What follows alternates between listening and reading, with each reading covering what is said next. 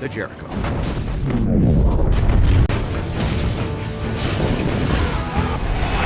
Ah, that's my exit.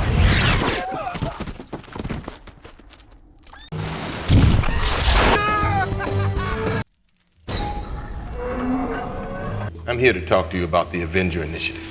The film opens in the arid deserts of Afghanistan, where a military convoy moves cautiously through a narrow pass.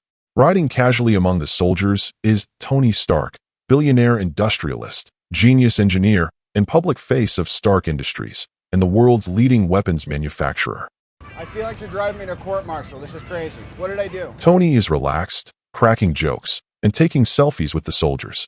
He treats the war zone like an inconvenience rather than a threat, confident in both his reputation and the technology his company supplies. But out of the blue, the convoy is abruptly ambushed while an explosion rips through the vehicles, scattering debris and bodies across the sand. Gunfire erupts from all directions, and the soldiers fall one by one. Fearing for his life, Tony exits the vehicle, and just then, another explosive of his own company falls near him. Tony wakes up in a dim cave, surrounded by stone walls and flickering lights, finding himself restrained, weak, and disoriented. Standing over him is Insun, a fellow captive and a skilled surgeon. Insun explains that the shrapnel lodged near Tony's heart would have killed him, but Insun improvised a crude electromagnet powered by a car battery to keep the fragments from moving closer to his heart, explaining to him that without it, he will die. In a flashback, we are shown Tony's childhood, which tells us that he is a prodigy. But after the passing away of his father Howard Stark, the Stark Industries is led by Obadiah Stane. Tony is depicted as a playboy who does not think twice before going on new adventures with random women. You ever lose an hour's sleep your whole life? Be prepared to lose a few with you. Inside his luxurious mansion in Malibu, he is aided by his personal assistant, Pepper Potts, while he spends most of his time developing tech. Their chemistry is worth noticing, as Tony's eyes tell the truth about how he feels about her. He is also the biggest weapons supplier for the U.S. military, and his best friend is Rhodey, an Air Force officer, who is serving as the official military liaison to Stark Industries. One day, they board on a private jet, where they drink and enjoy themselves before Tony represents his latest invention to the U.S. military. Is it better to be feared or respected? And I say, is it too much to ask for both? For your consideration, the Jericho.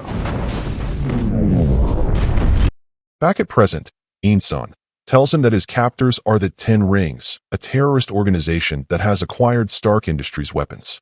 The group's leader, Raza, demands that Tony build them the Jericho missile. It becomes clear to Tony that now he is nothing more than a prisoner with a deadline. While pretending to work on the missile, Tony secretly designs something else. Using scraps of metal, spare parts, and limited tools, he begins constructing a powered armored suit to defeat the goons and flee from that place. Insun assists him, knowing fully well that such deception will cost him his life. To divert their mind from the precarious situation, they play games, and during one such game, Insun reveals that he is from a town named Gulmira, and post-fleeing this place, he intends to reunite with them after a long time. Got a family?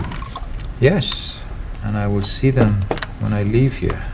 Together, they build the crude Mark I armor and a small, powerful energy source, a prototype arc reactor, to replace the car battery in Tony's chest. But Raza suspects that the duo are not working as per their plans and hence sends his men to ambush them. He attempts to burn Insun's face using a hot metal ball, but Tony intervenes, stating that he is an useful assistant. I need him. Good assistant. The next day, they are unable to see the duo in CCTV cameras and hence attack the workshop. But they are welcomed with explosives rigged on the doors. Tony suits just in time, sealing himself inside the heavy metal armor. But the armor needs time to load, and hence Insun decides to deviate from the plan and buy him some time. He picks up a nearby rifle and sprints towards his enemies, shooting like a crazy person. The Mark I soon completes loading. It is slow and primitive, but brutally effective. Tony manhandles the terrorists, deflects gunfire, and smashes through the cave's defenses. During the escape, he finds Insun, who is fatally wounded.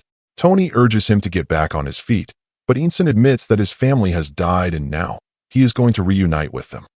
My family's dead. I'm going to see them last time. Before dying, he urges Tony not to waste his life. An enraged Tony vents all his anger on his enemies, and they stand no chance against his suit. He takes the skies, but the arc reactor was not yet perfected, and hence his flight does not last long. He is soon rescued by Rhodey, who airlifts him back to the United States. He returns home, and although Pepper does not express her happiness, it is clear that she is relieved to see him alive. That day, during a press conference, Tony shocks the world by announcing that the Stark Industries will no longer manufacture weapons. The decision is abrupt and absolute. Effective immediately, I am shutting down the weapons manufacturing division. The announcement sends shockwaves through the defense industry. Stocks plummet, military leaders are furious, and Obadiah is blindsided. Obadiah tries to make him understand that being the world's greatest weapon manufacturers, they have no other choice but to manufacture weapons for their clients. Tony insists that they shift from weapon manufacturing to perfecting the arc reactor technology, and Obadiah pretends to understand and requests him to keep a low profile for a while. Tony secretly perfects the arc reactor technology and, using Pepper's help, installs it on his chest. She is hesitant at first as she is not qualified for this job, but after some motivation, she performs the job pretty well. Pepper is furious that he chose her for such a risky job. Don't ever ask me to do anything like that ever again. I don't have anyone, but yeah. But he admits that he has no one but her, and she gifts the old arc reactor back to him, as a proof that Tony Stark has a heart. Tony works hard in refining his suit, and after many such failed attempts, he finally completes the Mark II armor, now capable of sustained flight, and keeps his project hidden from everyone else. He tests it in the skies above California, pushing altitude limits until the suit freezes at high elevation. Though the test nearly kills him,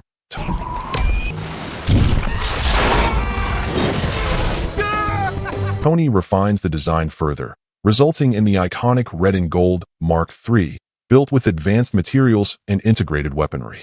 Meanwhile, Raza and his men recover parts of the suit that Tony wore in the cave and assemble it, only to be amazed by the creation of the great Tony Stark. One night, Obadiah lets Tony know that the board of directors of the company have filed an injunction against him, believing that he is not working in the best interest of the company. He agrees to work things out, but insists on examining the arc reactor on his chest. But Tony declines, as he does not believe anyone at the moment. Let me have the engineers analyze that. This one stays with me. That's it, Obi. Investigating further, Obadiah visits the ruins of the Afghan cave and recovers the discarded Mark I armor. Realizing that Tony has developed something revolutionary, Obadiah becomes obsessed with replicating it. To our utter shock, it is revealed that it was actually Obadiah who ordered the hit on Tony. To tie up loose ends, he paralyzes Raza using an advanced tech and orders his bodyguards to open fire on the terrorists. All right, let's finish up here. On the other hand, we see Tony attending a party, where he is approached by the same reporter whom we saw in the beginning of the movie. As per her reports, there has been recent shootings in the town of Gulmira, and the weapons used belong to Stark Industries. A furious Tony confronts Obadiah, who drops the bombshell. He was the one who had motivated the board to file injunction against him. I was the one who filed the injunction against you. Tony returns home, his eyes fixated on the news of the incidents of Gulmira. The atrocities inflicted on the local people force him to put on his armor and take the skies. Now operating covertly as Iron Man, he flies to Afghanistan and attacks a 10-ring stronghold, destroying weapons caches, freeing civilians. With his advanced suit, they are no match for him. He even gets shot down by a tank, but destroys it without breaking a sweat. His actions draw the attention of the U.S. Air Force, which scrambles jets to intercept the unidentified flying armored figure. 2 fighter pilots nearly shoot him down, but he manages to avoid their missiles. Unfortunately, an accident causes one of the pilots to eject, but when his parachute does not open, Tony flies full speed and helps him. Meanwhile, Obadiah demands from his engineers that they build a miniature version of the arc reactor, but unfortunately, they fail. Tony Stark was able to build this in a cave with a bunch of scraps!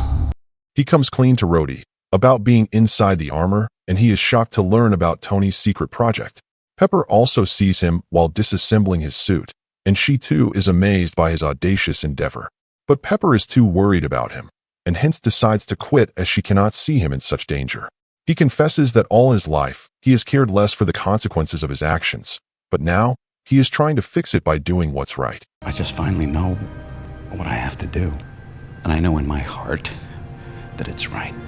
This makes Pepper change her mind, and Tony requests her to hack into the company's database and retrieve the data about all illegal transactions. Pepper uncovers disturbing information.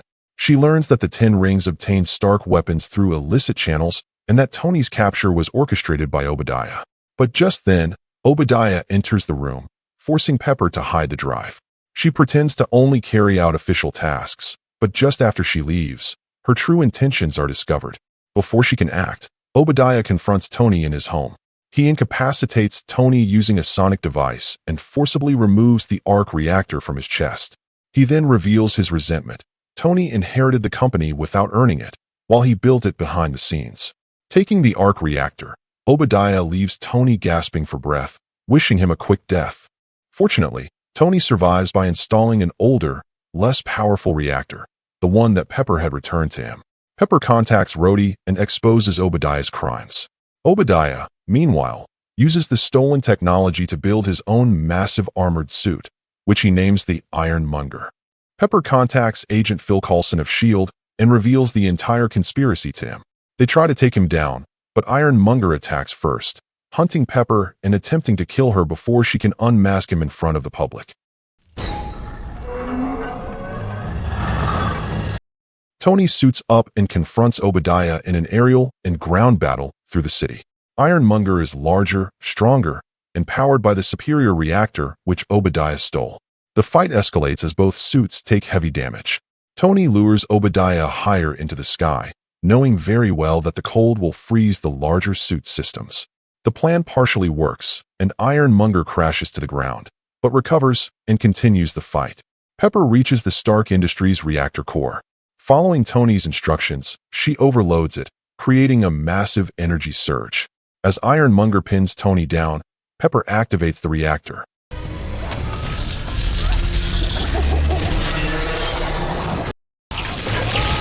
The resulting explosion overloads Obadiah's suit, killing him and ending the battle.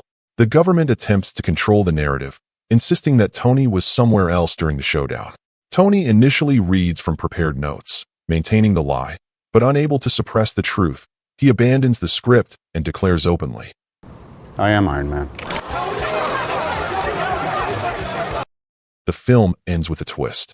One night, Nick Fury of S.H.I.E.L.D. infiltrates his home and reveals that Tony is not the only superhero in the world, and Fury is assembling a team known as the Avengers.